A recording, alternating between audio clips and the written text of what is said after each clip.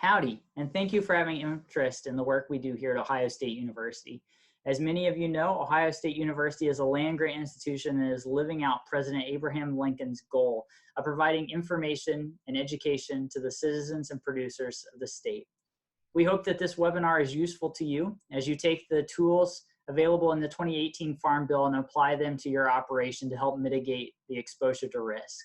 During this webinar, we'll cover the Agricultural Risk Coverage Program and the Price Loss Coverage programs that are authorized in the commodity title of the 2018 Farm Bill.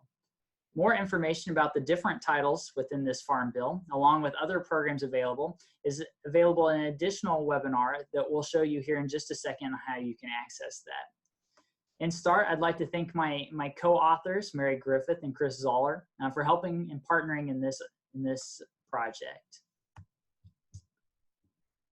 To start, the information that you will see available, it will be available at the Farm Management tab located in the Department of Agriculture, Environmental and Development Economics. That link there at the top takes you to that tab along with the webinars link there highlighted at the bottom. There are several other resources available at Ohio State to assist producers, one of those being the Farm Office. That site is ran by Barry Ward and Peggy Hall. They do amazing work and provide a lot of information and resources available to Ohio's producers. This presentation, along with additional resources for the 2018 Farm Bill, can be found at both of those sites by just clicking on the Farm Bill link. It takes you to this welcome page where we have information about the dairy program. We have a frequently asked questions page where we log all the questions we get asked, find answers for them, and put them on the website, along with decision aids, additional webinars, and then information about the commodity programs that we're going to discuss here along this tab here on the left-hand side. Ohio State University will be providing a series of county-based workshops to producers around the state. So be sure to check out this county-based, meeting selection here where we're showing you the dairy meetings that we did around the state. We have a list of county crop meetings for ARC and PLC that we'll be doing around the state as well. So make sure to check that out as we move forward. And all that information is available at this website. So let's talk about the decisions that need to be made by producers based on the 2018 Farm Bill for the ARC County, ARC Individual, and then the Price Loss Coverage or PLC programs. The first one is that this Farm Bill is authorizing a new decision. So in the 2014 Farm Bill, producers were given the choice between those programs, and that decision lasted for 5 years of the Farm Bill. It was a one-time decision for 5 years. This Farm Bill is authorizing a new decision. However, your first decision here in 2019 will be for both 2019 and 2020. So it is a 2-year decision up front. Then after 2020, it becomes an annual decision. So producers get to make it a new decision and a new election in 2021, 2022, and 2023. However, this first one for the 2019 program year, producers need to make their decision by March 15th of 2020. And then annually, this decision will be made on March 15th. So March 15th is an important day. For the 2019 program, if you do not make a decision by March 15th, you lose your option to enroll in a program. You automatically just default back to what you had selected in the 2014 Farm Bill, and you lose any payments that could be triggered in the 2019 program. So it's important to get signed up before March 15th. Now this decision is, again, both for 2019 and 2020. So there are thoughts and impressions that we have that we'll walk through in terms of how you should make your decision. The second bullet point down here talks about what I just said in terms of the decision for 2019 needs to be made by March 15th, or you lose your payment for 2019 and your 2020 decision automatically defaults to what you had in the previous Farm Bill. There will be a yield update for the price loss coverage yields, and we have more information about what that entails and how that decision can be made. We also have a decision tool along with a separate webinar on how to use our PLC decision or PLC update tool. But farmers, this Farm Bill allowed producers and owners the ability to update PLC yields in 2020. Now those yield updates can be made now, and they're based on historical yields. And so you can go ahead and make that update if you'd like. You can also choose not to update your yields and keep your previous yield that you have on record with the county FSA office, and that is totally fine. Again, that is the owner's decision. The owner of the land gets to make the decision on the PLC update, or producers that have power of attorney for their owners. Looking at the Farm Bill timeline, just real quick, what we have laid out here at the top, again, these are marketing years, so September of 2019 all the way to October of 2020. Now we've laid this out because September is the start of the marketing year for both corn and soybeans, but this calendar also fits for wheat and all the other commodities that don't have the marketing year at the same point. But what we see here is in the green is represented when you can make an election or a choice. Red is where you cannot. And so it is important to know when these deadlines are and to make sure that you're at least getting in to see your FSA office to make sure that everything is taken care of and you're not missing out on any potential risk management payments that come down the road. As we just talked about, the 2019 enrollment for ARC and PLC is open right now and runs through March 15th. The 2020 enrollment, which again is the same decision that you made in 2019, you cannot change to a different program, but you do get the option to enroll separately if you change farm practices. For instance, if you rent instead of cash, or if you crop share now instead of cash rent, or if you change a tenant, a landlord or something, those changes can be made in 2020 all the way to the end of June of 2020, okay? But both programs are currently open. It has to be the same decision. So it makes sense for us to go in and make choices and decisions for both 19 and 20 at the same point.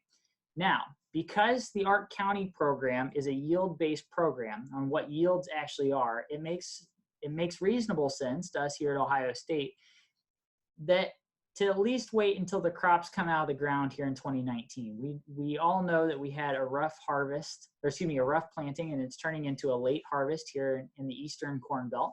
We still don't know what yields and prices are going to be this year, and we probably won't know for quite a while.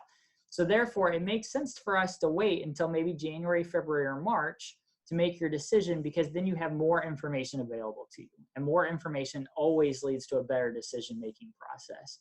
Now, several of you will probably be going into your FSA office in December to sign up for your market facilitation payments. If you're a dairy operation, you're also going to want to go in December and sign up for the new dairy margin coverage program for 2020.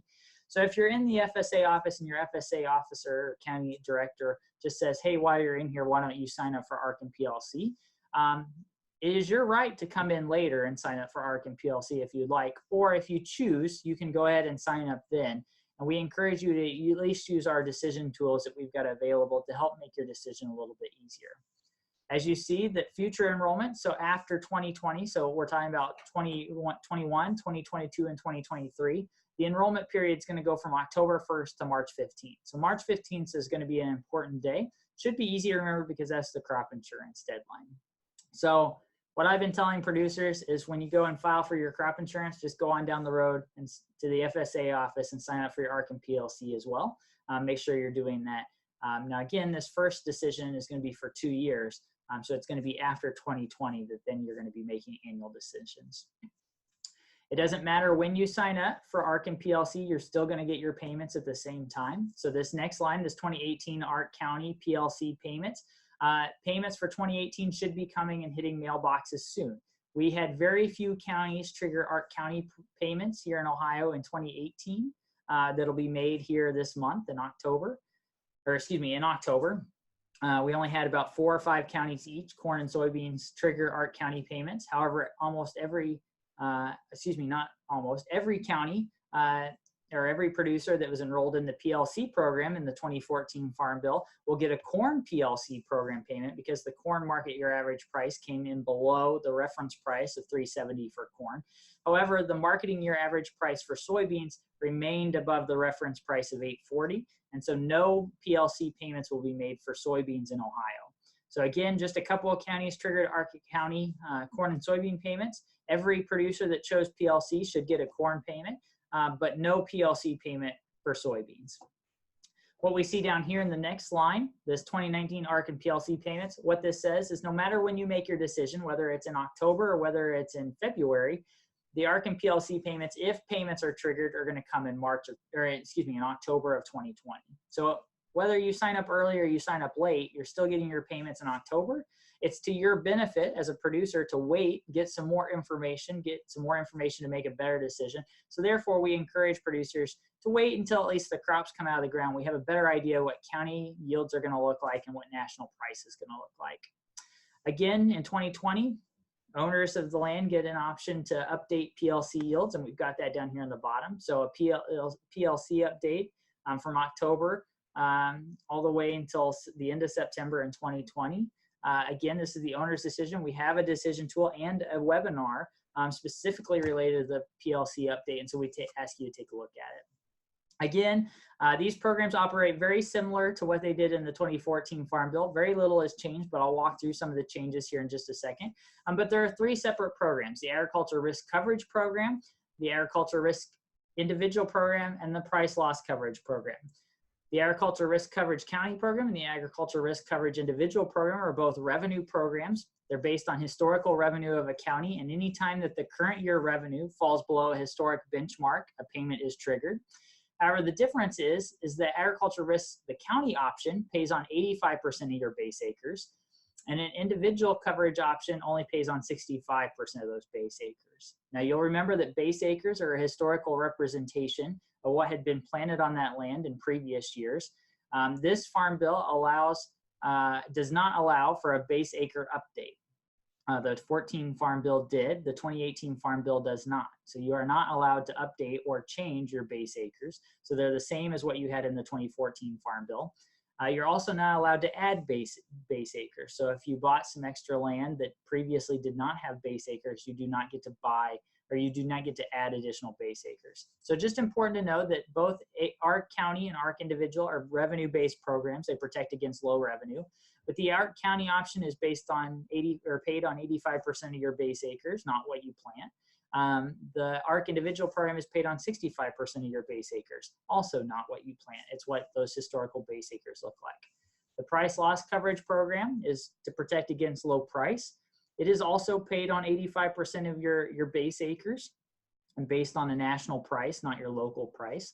However, if you do choose your price loss coverage, then you are eligible, if you would like, to buy the supplemental coverage option under crop insurance policies when it is available. Now, it's available in most places in Ohio, and it's a way to get cheaper coverage if you choose. Now, you are giving up a little bit of the variation because you're going to an area-based policy, so it's important to familiar yourself with what an area-based crop insurance policy looks like.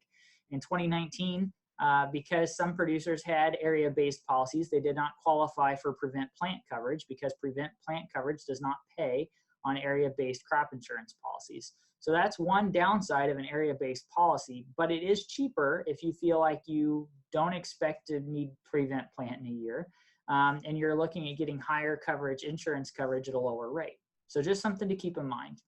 Nationally, in the last Farm Bill, 7% of corn acres were enrolled in the PLC coverage option. 3% soybean and 42% of wheat acres were enrolled in PLC. Ohio had much lower coverage rates. Most of our producers chose the ARC County option. Very few were enrolled in the ARC Individual option. The majority were enrolled in the county ARC coverage program, or the Agriculture Risk Coverage Program. And so we're probably going to need to familiarize ourselves with what this price loss coverage program does and if it's a better option for us in the 2018 Farm Bill. Again, we have decision tools available to you if you would like to use them. And we encourage you to at least check them out and play with the what if scenarios, just so you're understanding how you're protected if there is a year where we have low yields, high yields, low price, or a high price. Just things to keep in mind. So what changed from the 2014 Farm Bill? Really not a lot on the programmatic side. As I just mentioned, we have the same 3 program options available to us. One of the big changes I think producers are really going to like, and I've already mentioned, is that there's an annual enrollment that starts in 2021. So 2019, 2020, again, are a decision made together. But then starting in 2021, an annual decision gets to be made every year. Yields for the ARC County program are now going to be based off crop insurance or RMA yields instead of the National Ag Statistics surveys. These are actual yields that are recorded within the crop insurance program instead of surveys passed out by farmers. I would note that the National Ag Statistics Service does a really good job on estimating final yields. In our analysis here at Ohio State, we find that some counties will benefit from this change and that RMA yields have traditionally been a little higher than the National Ag Statistics Service yields. However, there are other counties where the National Ag Statistics Service yields have been higher than the Risk Management Agency yields. And so depending on that will change your benefit, or whether it's a benefit to your county. But it's just important to know that this farm bill, the yields will be based off RMA yields instead of the National Ag Statistics Service. This farm bill will also take into account trend adjusted yield. So very similar to your crop insurance historical production, they'll take into account a trend adjusted yield, and there's a higher plug yield. So the 2014 farm bill used 70% of your county average as a plug yield in case your county yields were extremely low. There was a plug yield of 70% of your county average. In the 2018 farm bill, that has moved up to 80% of your county transition yield. So just something that both of these changes, both on terms of a trend adjusted yield and a higher plug yield, help raise the historical benchmark. When the historical benchmark is higher, that increases the probability that our county is going to trigger a payment. The next thing is payments are now going to be located or be based on the location of the crop and not on the administrative county. In the previous farm bill, there was extreme variation between counties. Some counties triggered an ARC County payment, some did not. And so what you see here is that you see the Farm Service Agency saying, we're going to give all county, whether a farm has acreage in 2 counties, 5 counties, or 1 county, they're going to receive the same payment for all their acres, and it's going to be based on a weighted percentage of what percentage of the acres were based in the county that triggered a payment or triggered payments.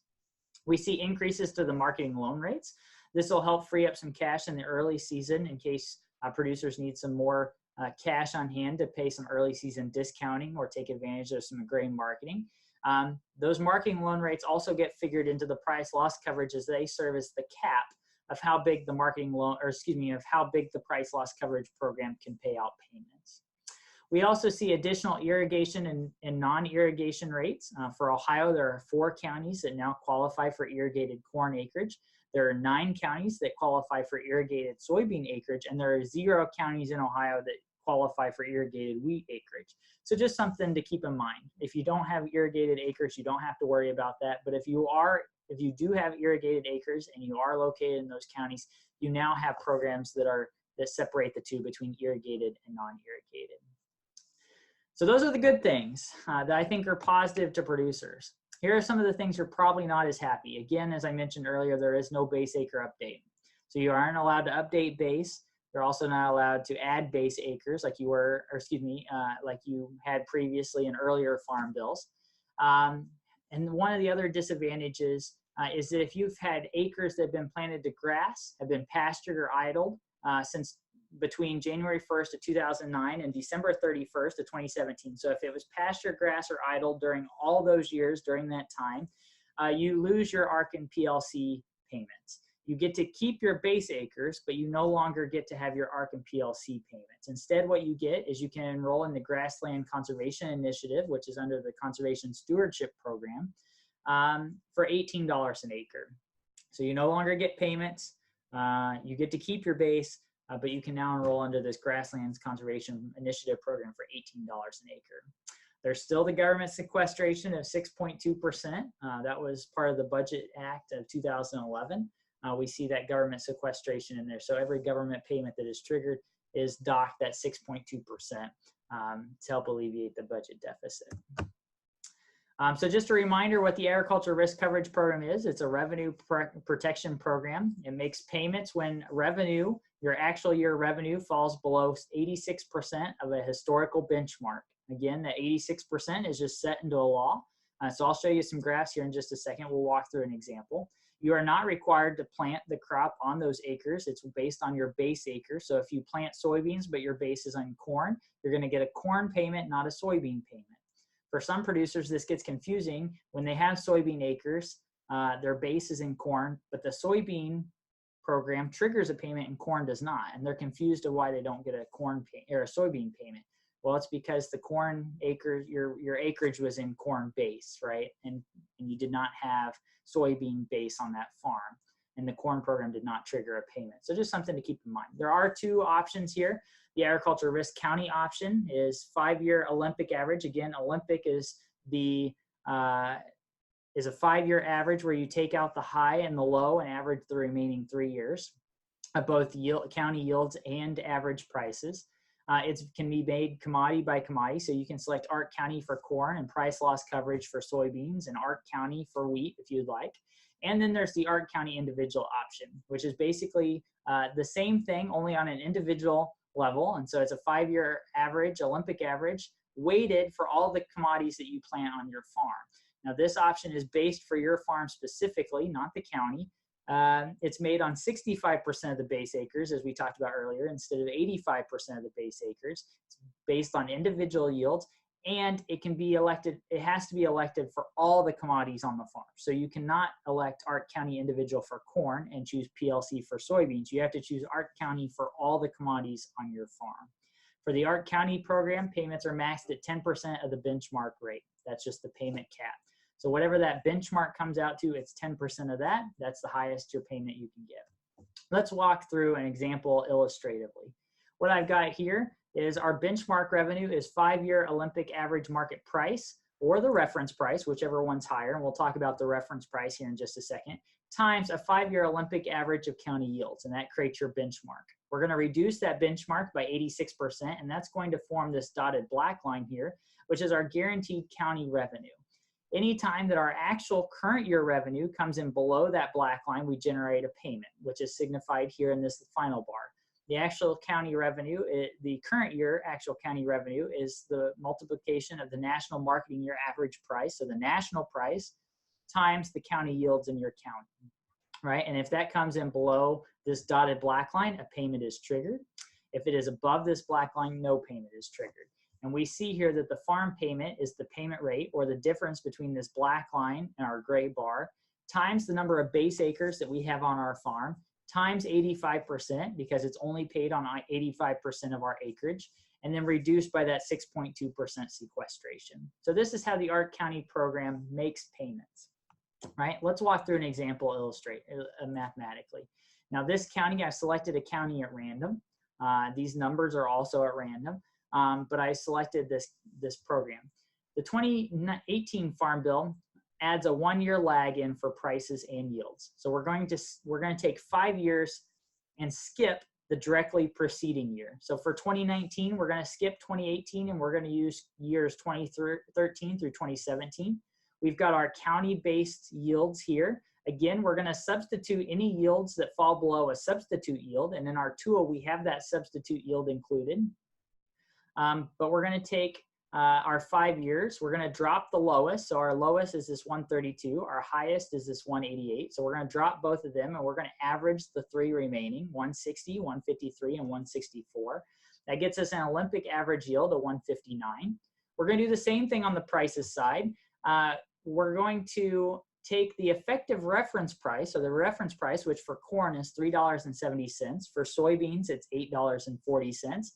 And for wheat, it's $5.50. And we have a list of reference prices on our website. But we're going to subtract out any years where the reference price is below, or the marketing year average price, which for corn is again from September 1st to August 31st. If that reference price comes in lower than if our marketing price comes in lower than our reference price, we're going to substitute in the reference price. And so in this case, we're going to drop the high and low price. So for this, I've got a reference price of $3.76, and again, these are just random prices. I just type stuff in here. But we're going to get rid of $3.76. We're also going to drop the $3.70 in 2015. Now, the reason I put random prices in here and didn't use the actual prices is because all of these would be $3.70.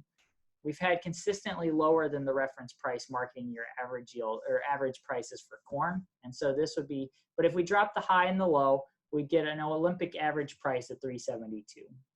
So if we go back and we look at our benchmark, we're going to take that 5-year Olympic average price times our 5-year Olympic average yields, and we're going to get our benchmark. So if we do that, we drop our 159 here, our Olympic average yields. We're going to bring that down here to column A. We're going to take our 372 Olympic average prices, and we're going to bring that down here to column B. We're going to multiply those by each other to get column C. We're going to reduce that by 86%. So that's at 508.67. And if we go back, that's represented here by this black line. That 508.67 is this black line right here. We're going to figure out what our max payment can be. Again, that's 10% of our benchmark. So we're going to take 10% of column C, and that gets us $59.15. So that's the highest amount of payment we can get per acre. Our actual price in 2019, let's say, comes in at $330. It's likely going to be higher than that. But let's just say our actual price for 2019 comes in at $330, which is column F. Column G is our actual yield for the county. So let's say our actual yields for the county are 150. We're going to multiply column F, our 330, times our column G, our 150 yield, and we're going to get a 2019 revenue of $495. What we do is this is our actual revenue. So if we go back to our illustration, our actual revenue is represented by this final bar out here. We want to now know how big it is in comparison to that benchmark. So if we go back here, we're going to take our 86% benchmark, our 508, and we're going to subtract out that 495, and we're going to get a formula rate of $13.67. Now, we have to compare that to our cap. If this formula rate was bigger than our 10% cap or bigger than this $59, we would be limited at $59. However, our formula rate is below that $59, and so our payment per acre is $13.67. Now remember that we're only going to get this for 85% of our base acres, and we do have to take into account that government sequestration. But this is how the Agriculture Risk County program works, just for your illustration.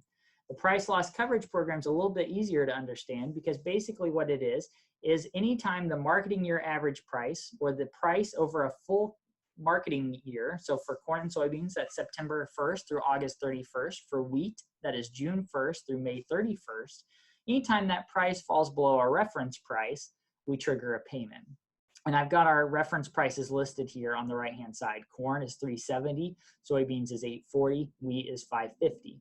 What I've got illustrated over here in the left in this graph is the marketing year average prices for corn in relation to their reference price. The reference price is illustrated by this black line right here at $370, and the red line represents our annual marketing year average prices. And as you can see back here in the back years, 2016 through 2017 and 2018, the marketing year price fell below that black line and triggered a price loss coverage payment.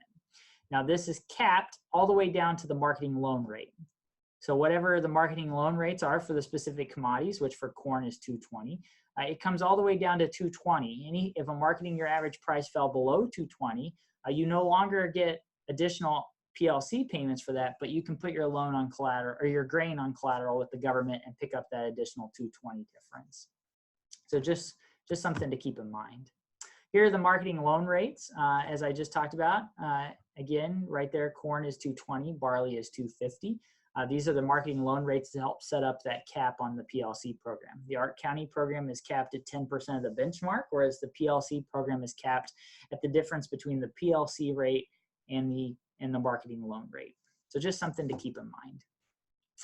You might hear information that those PLC reference prices can increase, and that is true. Congress put in a provision that if the marketing prices exceed the reference prices for a certain number of years by a certain percentage, there is chance that those reference prices can increase. And let me go back just 2 slides.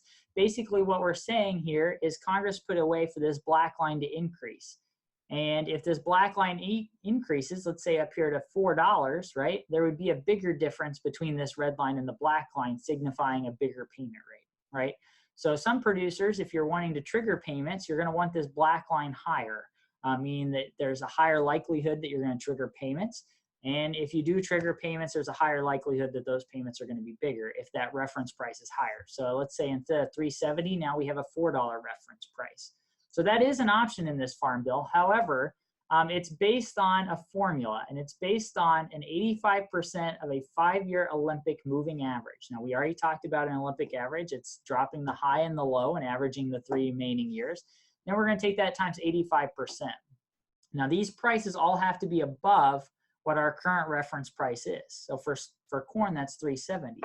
So we need prices that are significantly higher than 370 to get that reference price up. And so what I've done in the next, or excuse me, so what we've been telling producers is that given our current price scenario, we're going to need some major price increases on corn, soybeans, and wheat to get price is high enough to where we're going to increase that reference price. So we think it's pretty realistic that we're going to stay with $3.70 for corn, $8.40 for soybeans, and $5.50 for wheat. However, there is the potential, and I'm showing that here in the right, these effective reference price maxes. This is the highest they can go. It is a chance that we could increase those reference prices. We're just going to need higher prices to do it, okay?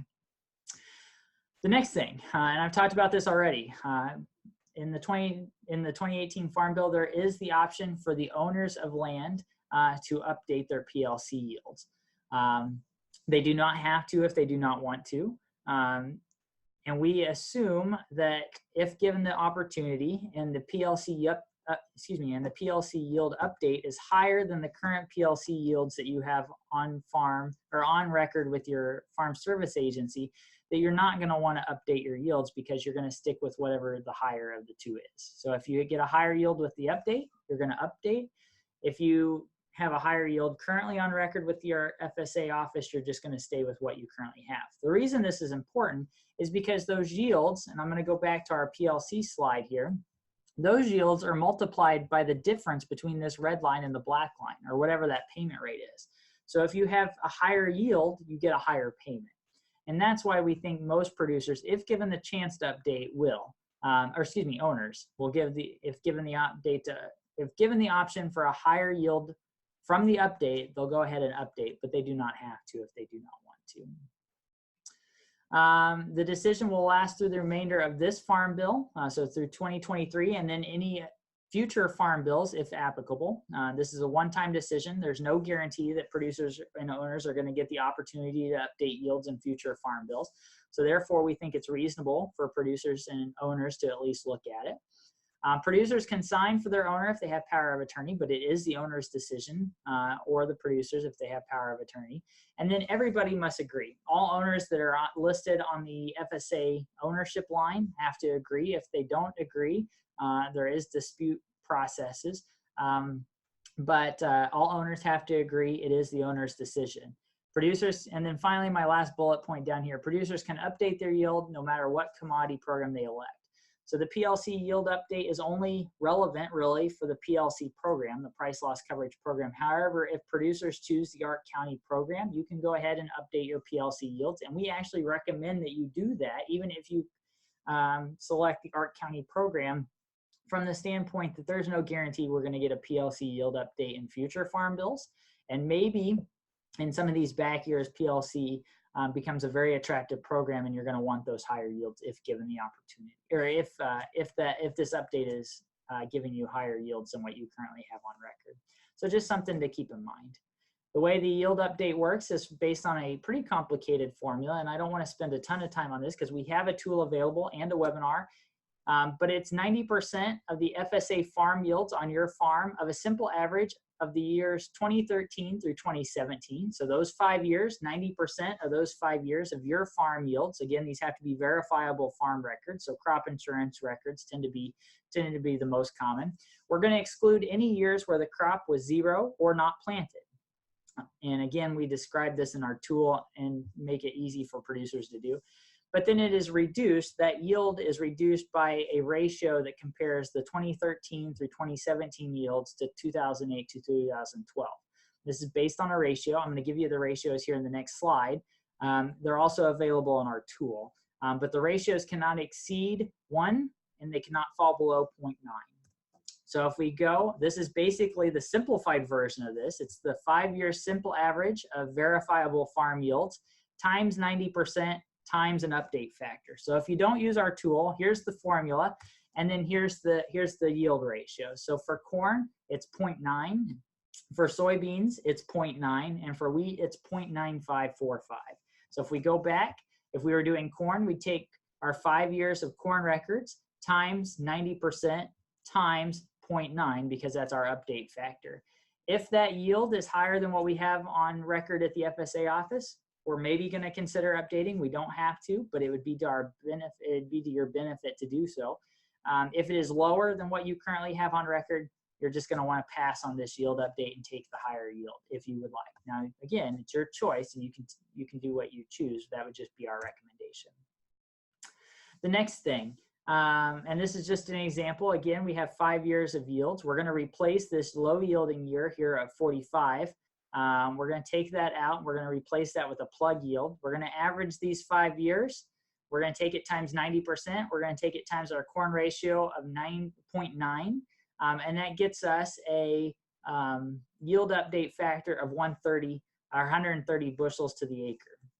Again, in this case, we had a simple average of 160 times that 90% times that yield update factor of 0.9 gets us 130. If we have a higher yield on record of 130 already, we're probably going to keep that. However, if this gives us a higher yield, we might consider updating. Again, this is the yield update tool available through the Farm Service Agency. We have a yield update tool on our website as well, and we've done a webinar for your purposes. So again, just to go through the decisions, the producers get to make decisions and elections for 2019 and 2020 together, and then annually every year after that. The decisions are for PLC, can be made on a crop by crop basis. So corn can be PLC, and you can choose Ark County for soybeans if you'd like.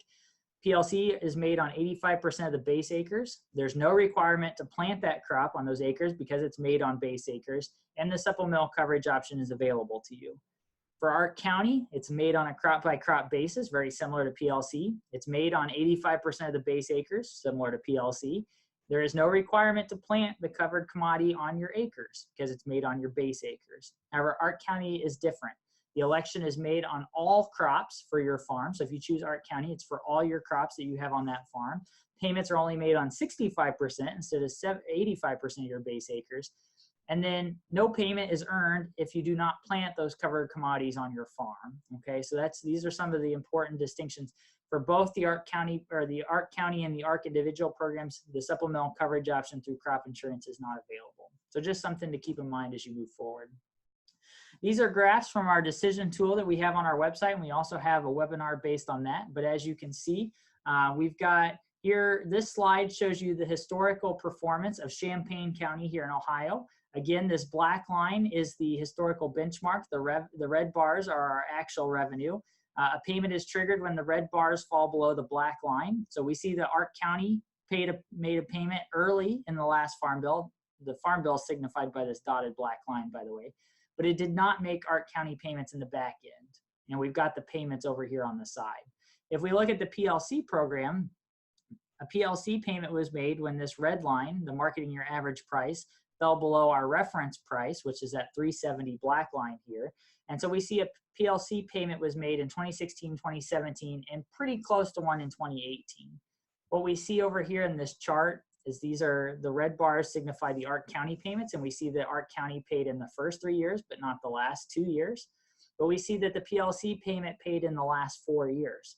If we average that over the 5 years, because it was a 5-year decision, we see that Ark County paid more annually if we averaged all those together. Keep in mind, they got an $89 payment in 14, an $87 payment in 15, and an $80 payment in 16, but all that averaged to a $51 per payment annually, okay? And it was bigger than our PLC payment.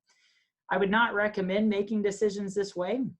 I would recommend making decisions based on when the payments are going to trigger, but we do know that most producers made their decisions based on which payment was going to pay them the most over the lifetime of the Farm Bill. If we look ahead,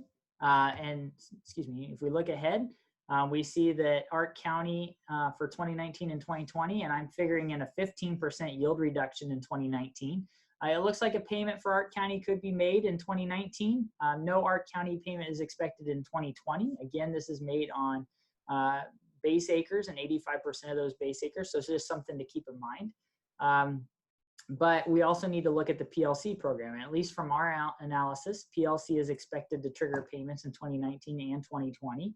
If we get substantially higher market prices, we could see this change. But at least from our analysis right now, is that over the 2 years, PLC looks to be a more favorable program over the 2 years of the Farm Bill. If we look at soybeans, this is the historical performance of Champaign County, Ohio for soybeans. Again, the PLC price the marketing year price never got below that reference price. So PLC never triggered a payment in Champaign County or countrywide, actually. And it only triggered an Ark County payment for soybeans in 2015, and that's what's represented over here. They got a $23 payment per acre for 85% of their base acres in 2015, but no Ark County payments anytime else. If we look ahead, again, I'm figuring in a 15% yield reduction in 2019, just given the terrible planting season we had. And you see the gap here signifying that we could expect a payment in 2019 if market conditions stayed where they're at and we saw yield reduction coming in at 15%. Now keep in mind, this is a county average yield, not your individual yield. County averages tend to be less variable than individual yields. And again, we're not expecting an Ark County payment in 2020. You can play with all of this in our tool and do what if scenarios if you'd like. For PLC, we are expecting potentially a soybean PLC payment in 2020. Again, this could change if we get a trade deal with China and significantly increase our soybean prices, or if we have another year where soybean yields come in substantially lower and increase that national price. But as of right now, Champaign County looks like Ark County might pay more than PLC, just given that we're not 100% sure how low that soybean price is going to go below that $8.40 reference price. Just to show you what yield does to the different equations, what I've got in here is this is a 15% yield drop in 2019, and you can see Ark County, $20. I've got a 30% yield drop for Champaign County at $26 now, and I've got a 5% yield drop for Champaign County and no payment is made. So it's important, and this is just signifying the importance of at least waiting a little bit and seeing what your county average yields are going to be to make sure that you've got the best information to make a decision. But don't wait too long, because you have to make this decision before March 15th.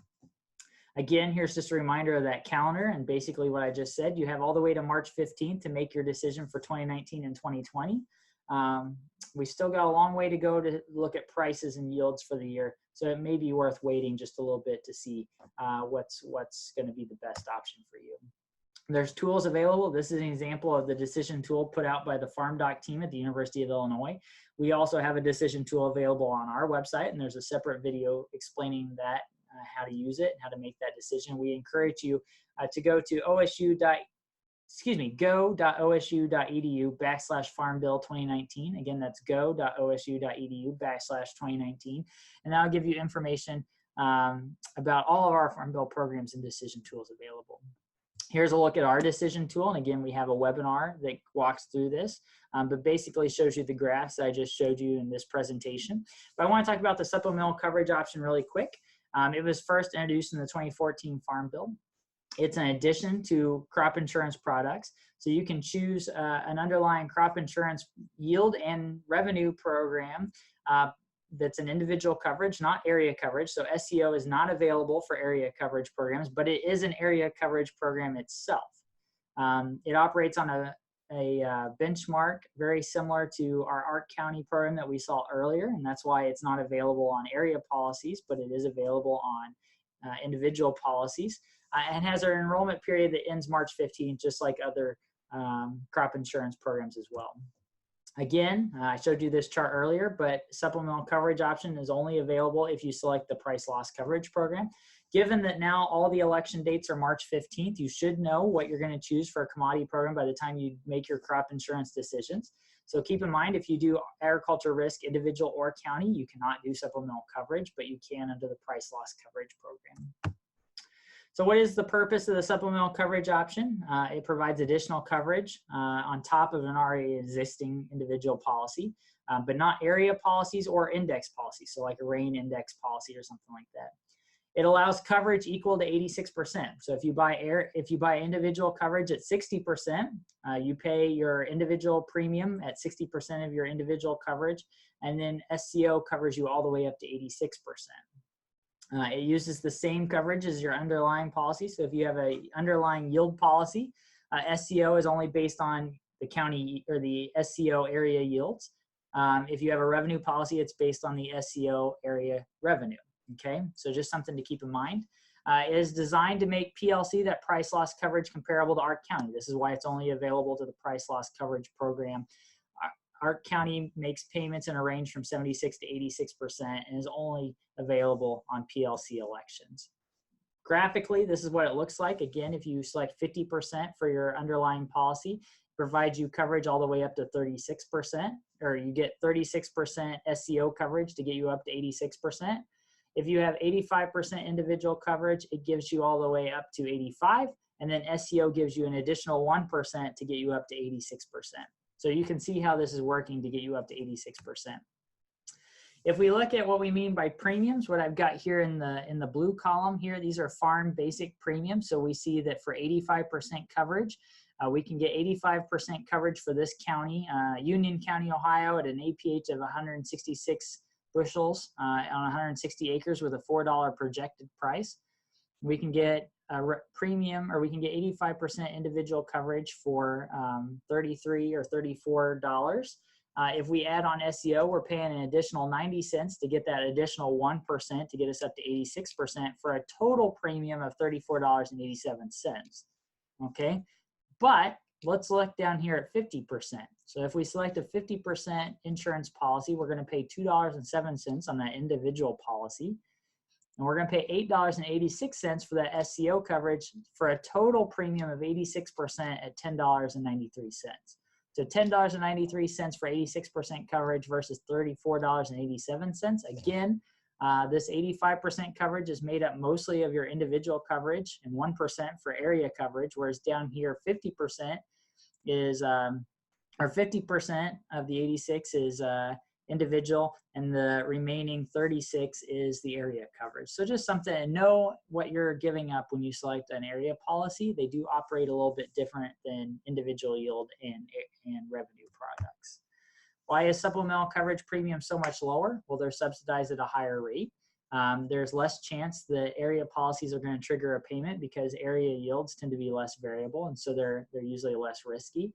And so they're insured at a higher rate, and they're subsidized at a higher rate. And you see here that the basic optional units are subsidized at 80 or 38% for an 85% insurance policy, 53% for an enterprise policy, whereas SCO premium assistance is 65% across the board. So they're subsidized at a higher rate, makes them a little cheaper, makes the policy a little bit better. So the nuts and the bolts. There is a possibility that revenue protection and SCO can both make payments in the same year. Think 2012, a drought year where both programs triggered payments. It is possible for one to trigger and not the other, and that's what's represented in the next 2 bullet points. And it's possible that neither an area policy or your individual policy trigger a payment. The last few years outside of 2019, we didn't have any crop insurance payments, and that would be representative here in this 4th bullet point. So just keep in mind that all these options are on the table when you select an SCO policy.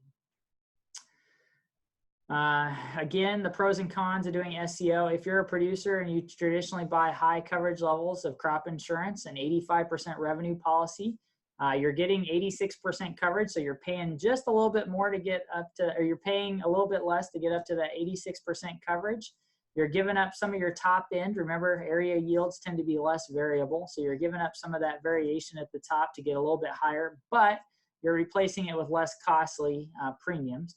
However, if you're a producer and you tend to buy lower coverage, so 70 or 75% insurance, you can get up to 86% at a low cost, but maybe you don't want that higher coverage. Maybe you're comfortable with 70 and 75, so it doesn't really make sense to pay more money to get more coverage. It's totally up to you, but we at least see that for high insurance coverages, those people that like 80 and 85% coverage, this is an option to get that coverage at a lower premium. You're just giving up some top end potential, but it is at a lower price. Is SCO right for my operation? It's not available if you're enrolled in ARC County or ARC IC. So if you select those programs, you're automatically out. We think it's a relationship of your base acres to planted acres. Your supplemental coverage is a crop insurance program, so it's based on planted acreage, where PLC is based on 85% of your base acreage. Remember, that doesn't necessarily have to be what you plant. So if your planted acres of, let's say, soybeans is higher than your base acres of soybeans, then SCO could be a cheaper option to get higher coverage levels, okay? We also encourage you to look at your individual yields compared to your county yields. Remember, SCO is a county or area-based insurance policy, and so depending on how variable your yields are to your county yields is going to play an important role. And then again, Under a PLC, the producer has decisions to make related to crop insurance. You can add SCO if you'd like at cheaper premium rate or higher, cheaper rates.